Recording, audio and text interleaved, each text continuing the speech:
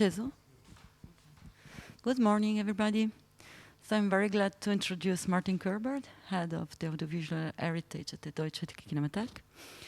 I hope you had the possibility this morning to watch the movie Kuhle Wampe.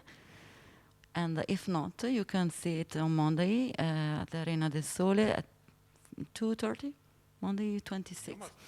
Yeah, I know. It's in the program, I know. So, thank you, Martin. And I'll sit down. yes.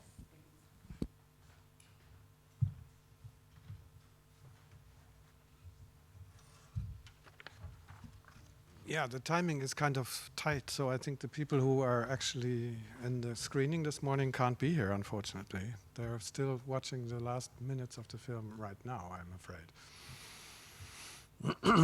Anyway, hopefully they can join us in the streaming later. Kuhle Wampe is often characterized as the only unambiguously communist film of the Weimar Republic, although there have undoubtedly been other films by the production company Prometheus Film, which started this production, that also deserve this characterization. Just think of Mutter Krausens Fahrt ins Glück, for instance.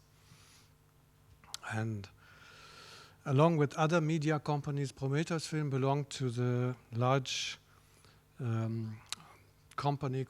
media company complex that was associated with the International Workers' Aid, directed by Willy Münzenberg, who was acting on Lenin's personal instructions and distributed films of Soviet production, but also made their own productions, which were clearly different from the usual genres of filmmaking and purely commercial-oriented film production that was prevailing everywhere. The counterculture of workers' education, workers' sport, and left-wing press, which had already existed in Germany for decades, had a new crystallization point in Münzenberg's undertakings and radiated quite successfully into intellectual circles that wanted to open up to revolutionary ideas that were even outside the party.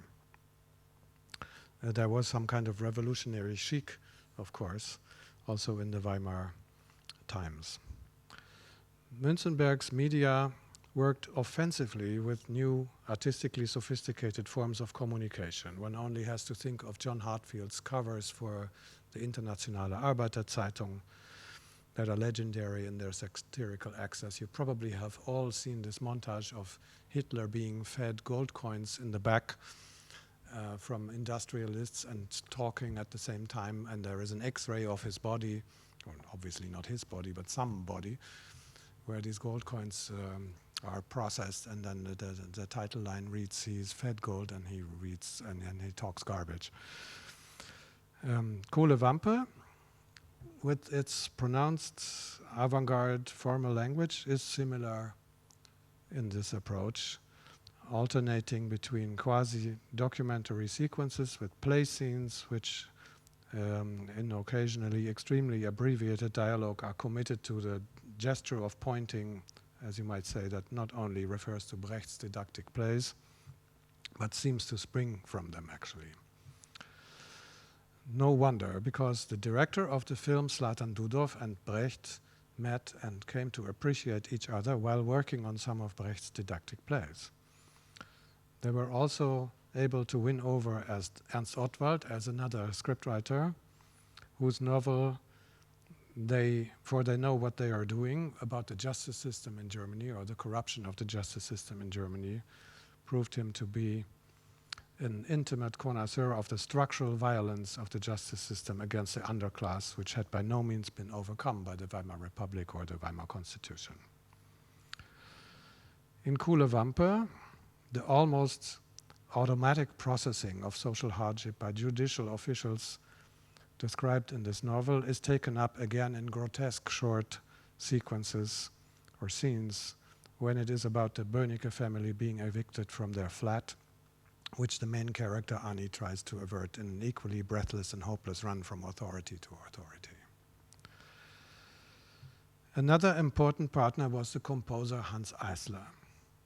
Through the setting of Brecht's songs to music and through stage music for his plays, he was virtually predestined as the collaborator in the closely networked team of friends of Kuhle Wampe. After working together in the theater, this team wanted to break new ground in another medium that was the challenge for all filmmakers at the time, sound film. As with many German films of the Weimar Republic, the material available for Kuhle Wampe is far from ideal. The original negative has not survived, as far as we know. Until our research in 2020, not even a vintage print was known to exist. Nevertheless, the film has been shown many times again since the late 1950s and undoubtedly has the status of a classic. It is therefore the typical case of a film that one actually knows, or must know, and yet we felt that the material at hand did not do the work justice in any way. Let's first take a look at how the film looked before our restoration. I'll show you the sequence Hunt for Work, which is intended to illustrate not only the condition of the material, but also the special status of composer Hans Eisler's work and the collaboration with Brecht and Dudov. By the way, can you hear me? Yeah? Okay, I'm not hearing myself here. In the film, Eisler is repeatedly given the opportunity to grow beyond the incidental music already used in sound films as a tradition by the time the film was made in 1932. His approach was very different. We see a sequence of images that still tells the story in the traditional visual language of silent film, a montage. And in the course of the scene, we get to know one of the main characters, or we get introduced to one of the main characters, a young unemployed man who, in a race with others, searches the city for jobs, as always without success. This becomes clear at the end of the montage when he resignedly throws away the last job ad torn from a newspaper. Nothing again. Eisler composes music here that signals metropolitan tempo and oscillates in a strange and exciting way between advanced orchestral music and influences from jazz. This is underlined by the fact that the music is played by one of Berlin's leading jazz bands at the time, the orchestra of bandleader Louis Ruth. He had already helped Brecht's Three-Penny Opera to be a world success in 1928 with music by Weil. The music does not at all illustrate the picture, but is autonomous and follows its own formal laws, yet always in correspondence with the picture narrative. But if you look at the beginning of this montage, for instance, it is very unclear what's going to happen. There just are some people gathering on a street rather slowly. There are bicycles, and we don't know where this is going. We don't know who is the character we're supposed to discover for a while. And one would expect in a mood music setting, one would expect that it would be rather slow, silent mood music, but Eisler does the opposite of that. But still it works. You will see what I mean. You're now watching an excerpt from a DVD published by Edition Surkamp in 2008. Admittedly, the compression and the fact that it is a DVD, of course, cannot tell you everything about the film material on which the transfer is based. Nevertheless, one can gain an impression here of how extraordinarily problematic the material of this film is or was. This is based on a distribution copy made by the Bundesarchiv, which over several generations of duplication stages is derived from a copy that the State Film Archive of the German Democratic Republic was able to make in the mid-1950s, and whose source material is no longer available. We're kind of 3 or 4 generations away from that original duplications in the 50s by now, and that's what it is. So we see the before restoration sequence now. Can you play the clip? Number 1.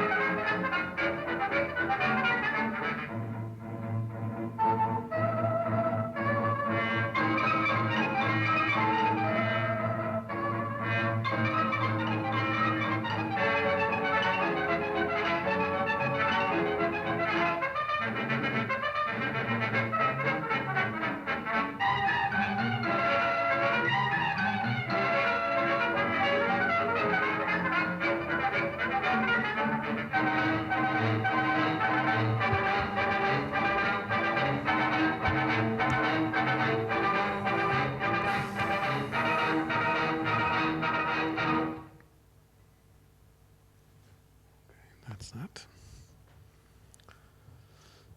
We leave aside the limitations of the DVD format in terms of resolution and compression. The source material here was a very carefully made copy,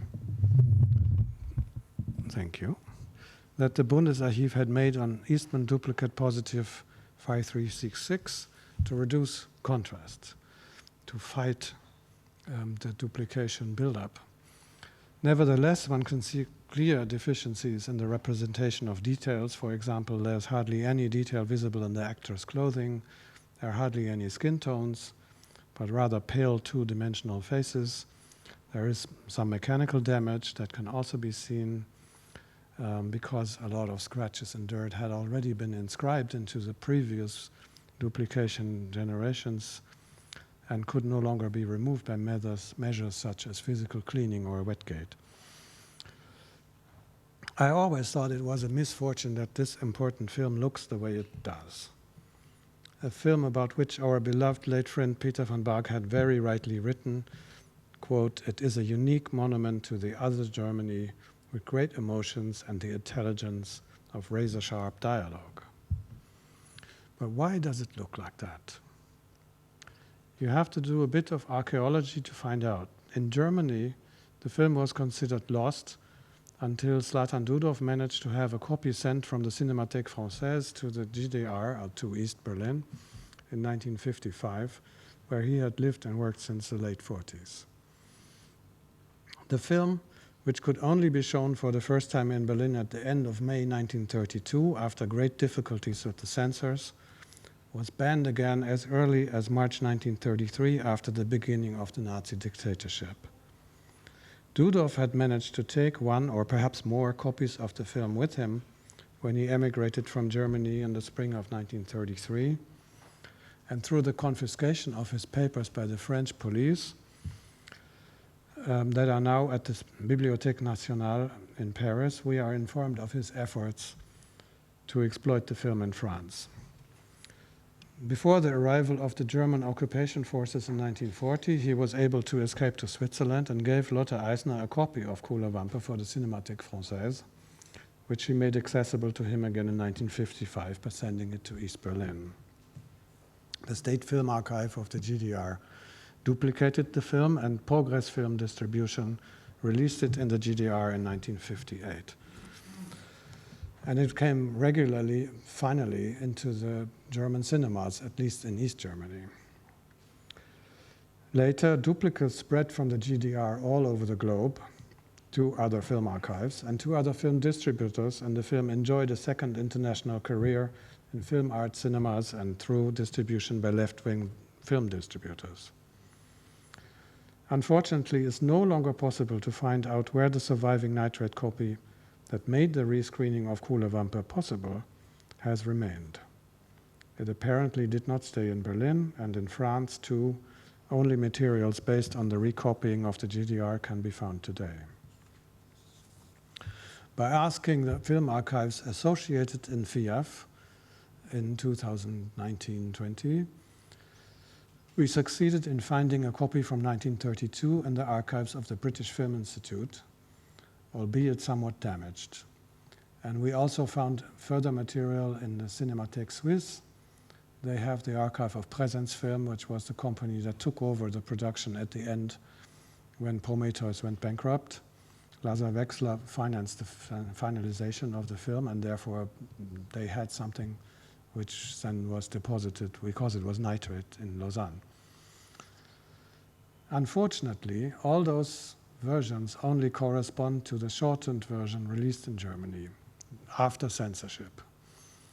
But still, so the film is the same film that you know if you have seen it before. Who has seen it before, by the way? Not so many. So you won't feel the difference. That's why I called my talk Same, Same, but Different, because it is actually the same, but it still looks different. I hope you will see that.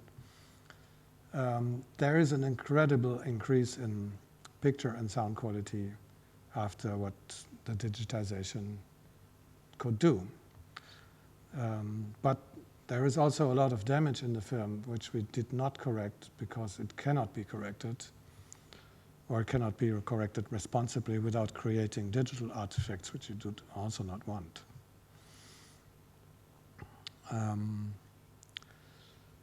That's it. I can now show you the same scene again from the DCP that will be programmed again on the 26th. So if you're still here, you can see it. And if you won't be here, you can always have it from us for your own cinemas, if you have any cinema, or you can push your local cinema to rent it from us. I'm not sure about the French distributor yet, but maybe someone will pick it up. That would also be nice. It is on Blu-ray in Germany by Atlas Film. Yeah. Okay, that's it. I think we can play the same thing again in different. And if you have further questions, I'm here to answer them. Clip 2, please.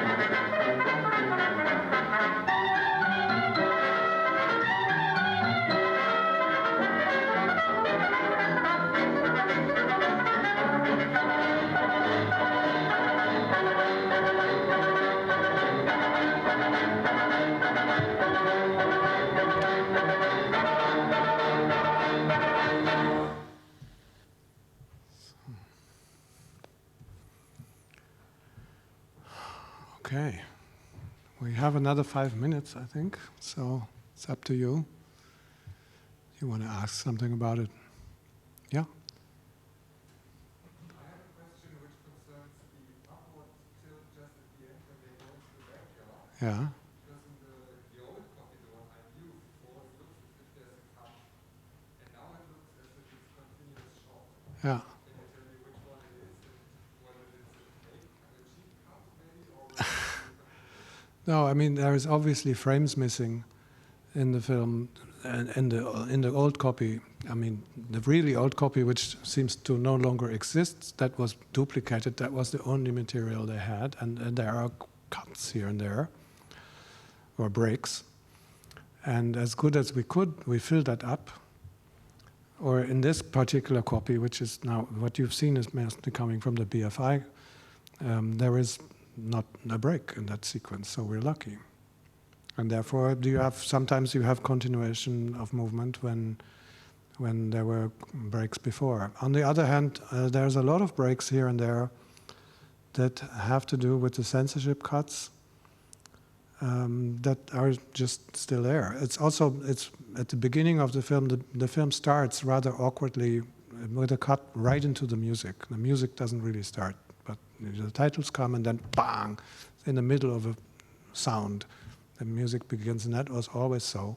So awkward breaks like that are here and they probably were a result of interventions that were made before release and are in all the prints. I just thought in that case it's interesting because the narration is that they're looking for work. Yeah. Actually, but they're coming back right afterwards. It's actually Yeah, because they don't find any work. a temporal paradox. Because No, you mean this up and down again? Yeah, I mean that's the irony of it. They go in, they go out, but they don't find anything, and that's expressed by this camera movement. exactly, but it's so quick that it's like anti-naturalistic, which is Absolutely, that's the idea. that's the joke kind of. Yeah, yeah.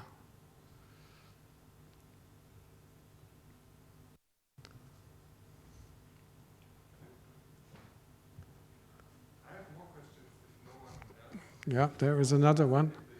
I have just a short one. Sure. I came in a bit late, so maybe you mentioned it already, but I wanted to ask about how you went, how you approached I hear you.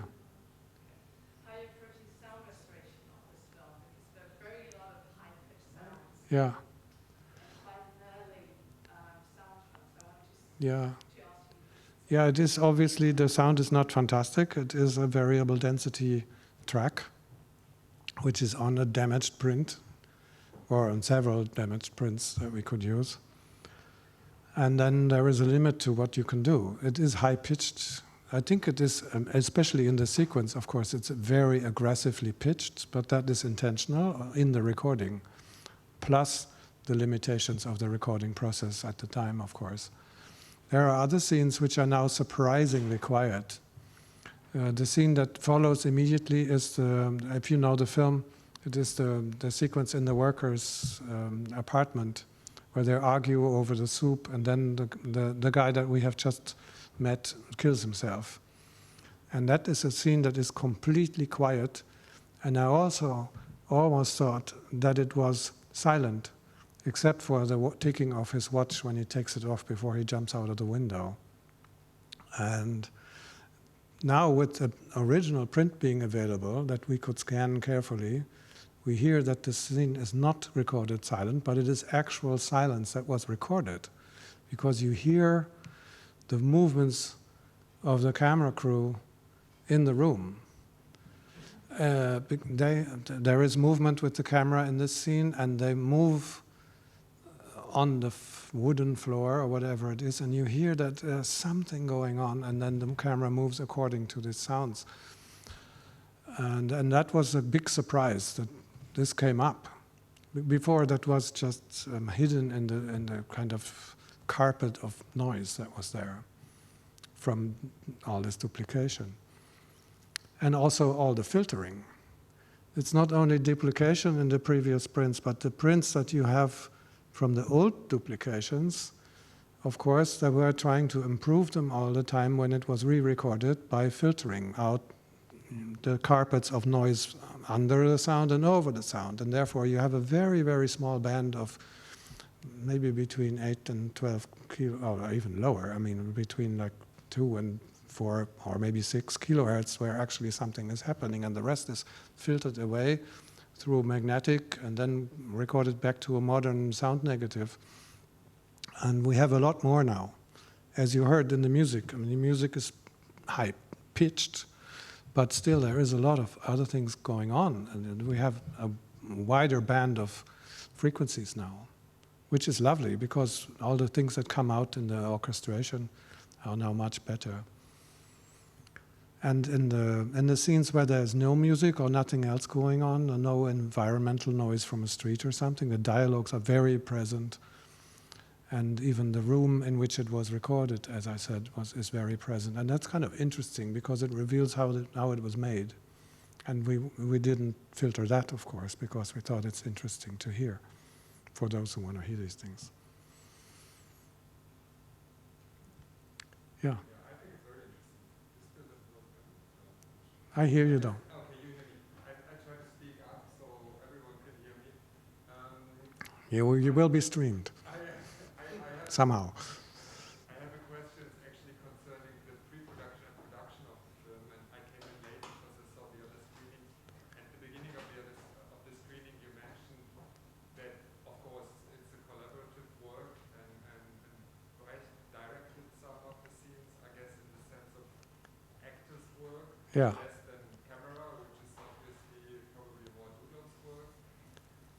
But I'm wondering how precisely we can reconstruct the pre-production and production of this film. So do you have any source materials which indicate how they actually work together, or how can we tell how they really conceived the film and how they really made it? Yeah, there is a famous photograph when you see the three of them sitting in front of a board where they are making drawings on what should happen. But we, of course, do not know, and that's in Brecht's workroom. But obviously, we do not know whether that actually belongs to this film or that some other collaboration that did. I mean, that's the picture that is usually illustrated to. That's usually used to illustrate how well they work together, and I think they did work very well together. There is a very interesting interview with Georg Hollering, who is usually forgotten. That was the production manager of this film, who actually made it happen that Lazar Wexler took over and financed the finalization of the shooting and the editing. That he did an interview in the 70s for Sight and Sound, I think it is. Is that right, Benna? Yeah. And he, from his perspective, he kind of dissects who did what on the film, and he enhanced the importance of Dudov as a film director, but also he said that Dudov was not such a good director yet with actors. Brecht was better, and therefore he made sure that the end of the film, when they are on the train, that Brecht would rehearse the actors with the text for that one until a point when he felt that Dudov could shoot it without further intervention. Of course, Brecht would not want to dominate Dudov, I suppose, but there's the production manager. There's a good production managers do these things, you know. They find out who's good on what, and then they very discreetly make it happen so that no one is offended and everybody feels responsible. Well, I thought that was a very interesting thing, and we usually don't have those testimonies from the people that are not on the so-called creative level, which is unfortunate because production management is incredibly creative, of course, and without it, you wouldn't have any film.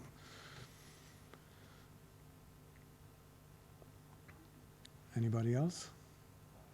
There in the back. Yeah, I was wondering if there's like any script or something like that. Hello? Oh. Yeah. Yeah, I was wondering if there's like a script or something similar from the movie that you know something about the lost content. Yes, we do.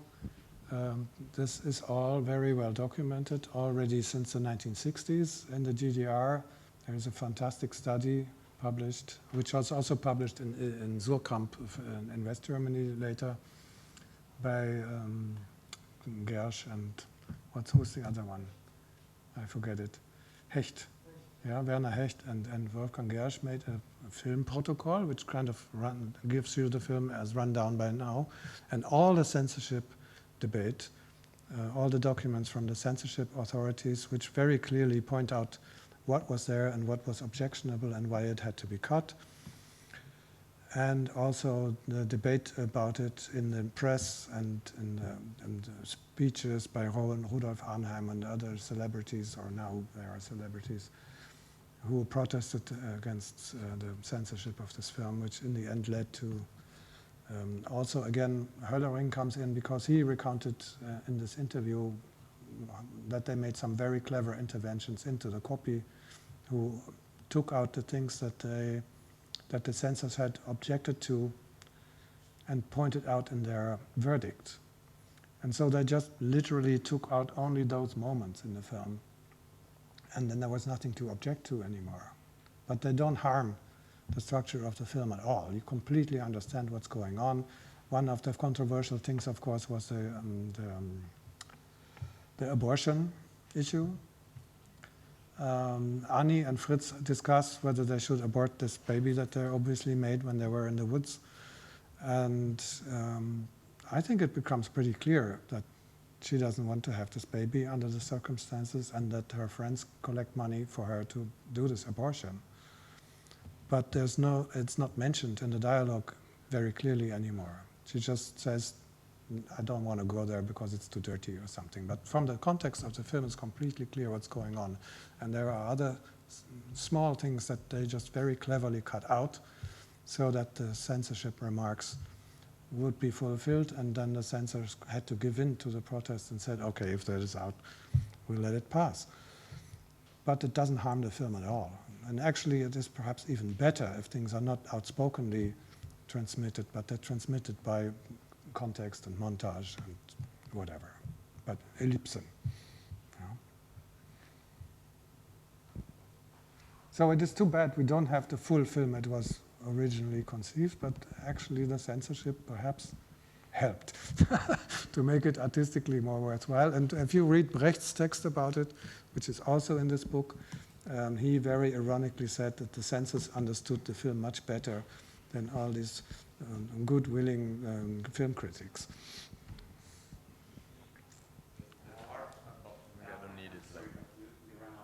Okay.